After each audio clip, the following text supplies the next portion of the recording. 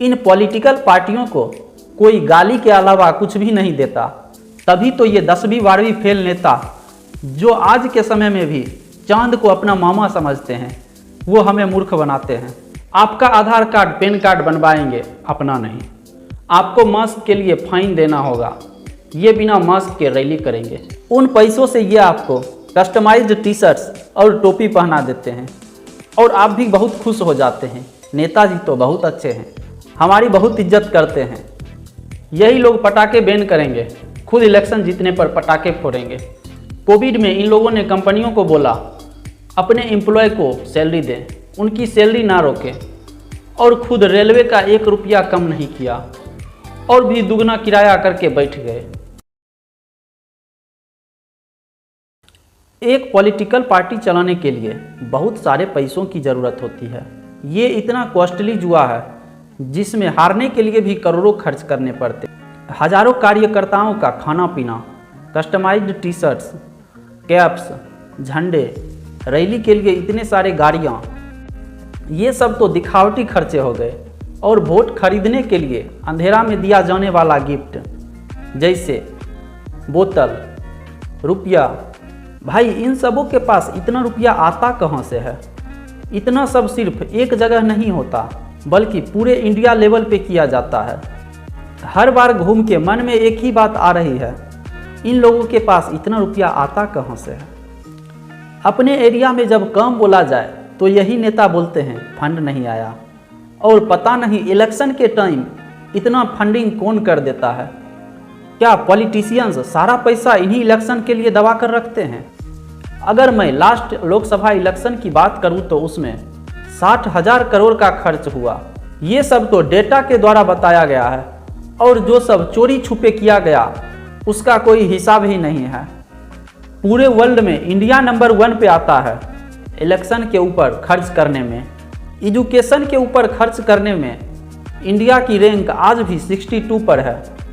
अब political party के पास अंबानी या टाटा के तरह तो कोई कंपनियां हैं नहीं जो इन्हें करोड़ों रुपये आते हों। ना ही इन्होंने कोई इन्वेंशन किया है जिसके बेसिस पर इन्हें पैसे आते हों। जितने भी नेता हैं ये अपना ज़मीन या घर बेचकर पैसे नहीं लगा रहे। ये पैसा है आपका, हम आम जनता का। जिस पैसे से रोड बन सकती थी, हॉस्पिटल बन सकती थी, एजुकेशन पे खर्च किया जा सकता था, उन पैसों से ये आपको कस्टमाइज्ड टी शर्ट्स और टोपी पहना देते हैं और आप भी बहुत खुश हो जाते हैं। नेताजी तो बहुत अच्छे हैं, हमारी बहुत इज्जत करते हैं। मान लीजिए आपके पास बहुत पैसे आ गए हों, अब आप उसमें से कुछ पैसे दान करके धर्म कमाना चाहते हों, तो क्या आप उन पैसों को वृद्धाश्रम या चाइल्डहुड केयर में डोनेट करेंगे या फिर इन नेताओं को डोनेट करेंगे? आप अपने आसपास किसी से भी पूछ लीजिए, इन पॉलिटिकल पार्टियों को कोई गाली के अलावा कुछ भी नहीं देता। फिर भी इनको 2018-19 के बीच सिर्फ एक साल में 951 करोड़ का डोनेशन दिया गया, और इनको डोनेशन किसने दिया ये आज तक नहीं पता चला। यहाँ मंदिर में कोई एक पत्थर भी डोनेट कर दे तो अपना नाम कैपिटल लेटर में लिखवाएगा, और यहाँ बिना किसी रीजन के इतने पैसे डोनेट कर देते हैं। इसके पीछे भी रीजन है, ये पॉलिटिकल पार्टी इस सिस्टम को खराब करके सही से चलने नहीं देगी। फिर इसी सिस्टम के अंदर लोगों के काम करवाने के पैसे लेती है, जिसे फंड रेजिंग या पार्टी फंडिंग का नाम देती है। आप पार्टी को नाराज करके अपना बिजनेस नहीं चला सकते। ये सारे बड़े बिजनेसमैन को अपने हाथ में लेते हैं। जब ये बड़े बिजनेसमैन डोनेट करते हैं तो इनको फेवर मिलती है। अब आप अपना बिजनेस अपने हिसाब से चला सकते हो, और ये किसी एक पार्टी की बात नहीं, ये सारी पार्टियां करती हैं। इन नेताओं ने ऐसे रूल बना दिए हैं, इनको रुपया देकर आपको लीगली फायदे ही मिलते हैं। मान लीजिए आप बिजनेस कर रहे हो और उस बिजनेस से आप साल के 5 लाख कमा रहे हो और उसका टैक्स बनता है 50,000। अगर आप 50,000 टैक्स ना देकर पॉलिटिकल पार्टी को दे देते हो तो आपको पॉलिटिकल सपोर्ट मिलेगी, बिजनेस अच्छे से चलेंगे और टैक्स भी माफ। पॉलिटिकल पार्टी को आप कितना भी डोनेट कर सकते हो, कोई लिमिट नहीं है। जो लिमिट है नेताओं के ऊपर। पार्टी को आप कितना भी दे सकते हो। फिर पार्टी अपने हिसाब से जिस नेता पर जितना लगाना है वो लगा सकती है। इलेक्शन कमीशन के हिसाब से 70 लाख से ज़्यादा कोई भी नेता खर्च नहीं कर सकता। सोचने की बात तो ये है, इतने पैसे में कोई पार्टी इनको टिकट भी नहीं देगी। और खर्चे की बात तो दूर है, नेता अपने हिसाब से जितना मन उतना खर्च करता है। इलेक्शन कमीशन सिर्फ उनको नोटिस भेजता है। नेताजी भी क्या करें, गलती तो हम लोगों की है जो 2 बोतल दारू और कुछ रुपया के लिए किसी को भी वोट दे देते हैं। अब कोई इतना पैसा खर्च करके सत्ता में आएगा तो वो रिटर्न ऑफ इन्वेस्टमेंट नहीं देखेगा, और अगर नहीं भी देखता है तो बिना पैसों के नेक्स्ट इलेक्शन कैसे जीतेगा। पैसा लेके वोट देना दुनिया का सबसे घाटे का सौदा है। जिस पैसा से अच्छा काम हो सकता था वो आप सिर्फ 500 रुपया और 1 बोतल के लिए बेच आते हो। फिर उससे कहीं ज़्यादा पैसा लगाकर प्राइवेट स्कूल्स और प्राइवेट हॉस्पिटल का चक्कर लगाते हो। पॉलिटिशियंस का क्या, वो तो इसी चक्कर में रहते हैं, कब किसे कहाँ बेवकूफ़ बनाना है, किसे ठगना है, ये काम सारे पॉलिटिशियंस करते हैं।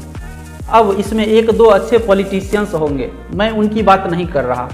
ये जब जैसे सत्ता में रहते जनता को बेवकूफ़ बनाने में पीछे नहीं हटते, और जनता भी बेवकूफ़ बनती है। तभी तो ये 10वीं 12वीं फेल नेता जो आज के समय में भी चांद को अपना मामा समझते हैं, वो हमें मूर्ख बनाते हैं। कोई अपना इनकम छुपा ले तो दुनिया भर के नोटिस भेजते हो। ये लोग सिर्फ हम लोगों का आधार कार्ड लिंक करवाएंगे, अपना नहीं। अगर आप 50,000 से ऊपर बैंक में जमा करो या निकालने जाओ तो दुनिया भर के क्वेश्चंस पूछे जाएंगे। कई फॉर्म भरने के लिए बोले जाएंगे, पैन कार्ड आधार कार्ड मांगे जाएंगे, लेकिन वहीं 5 लाख कैश लेकर इनके ऑफिस में चले जाओ, आपसे कोई एक भी क्वेश्चन नहीं करेगा, कोई पैन कार्ड आधार कार्ड नहीं मांगा जाएगा। नोटबंदी में 500 1000 के नोट कहीं नहीं चल रहे थे, लेकिन ये सारे पॉलिटिकल पार्टी को अलाउ था 500 1000 का नोट लेना। अमेरिका जैसे बड़े देशों में रूल है, हर एक नागरिक को पता होना चाहिए कौन सी पार्टी किससे पैसा ले रही है और उससे क्या फ़ायदा हो रहा है। वहीं भारत सरकार आर्टिकल 21 के तहत राइट टू लाइफ का बहाना बनाती है, बोलती है जो इंसान डोनेट कर रहा उसकी जान को खतरा है, इसीलिए कौन किसको पैसा दे रहा इसको डिस्क्लोज नहीं कर सकता। जबकि सुप्रीम कोर्ट भी इनको कितनी बार बोल चुकी है, जहां पर पब्लिक इंटरेस्ट की बात हो वहां पर राइट टू इन्फॉर्मेशन सबसे ऊपर होता है। आप एक बार RTI डाल के देखिए, किसी पर्टिकुलर इशू पे बैंक ने रिस्पॉन्स देना ही बंद कर दिया। एक्चुअली में ये लोग मनमानी करते हैं। आपका आधार कार्ड पैन कार्ड बनवाएंगे, अपना नहीं। आपको मास्क के लिए फाइन देना होगा, ये बिना मास्क के रैली करेंगे। यही लोग पटाखे बैन करेंगे, खुद इलेक्शन जीतने पर पटाखे फोड़ेंगे। कोविड में इन लोगों ने कंपनियों को बोला अपने एम्प्लॉय को सैलरी दें, उनकी सैलरी ना रोकें, और खुद रेलवे का 1 रुपया कम नहीं किया और भी दुगना किराया करके बैठ गए, ये बोलकर कि देश घाटे में जा रही है। सारे के सारे पॉलिटिशियंस मिलकर हम लोगों को बेवकूफ़ बना रहे हैं।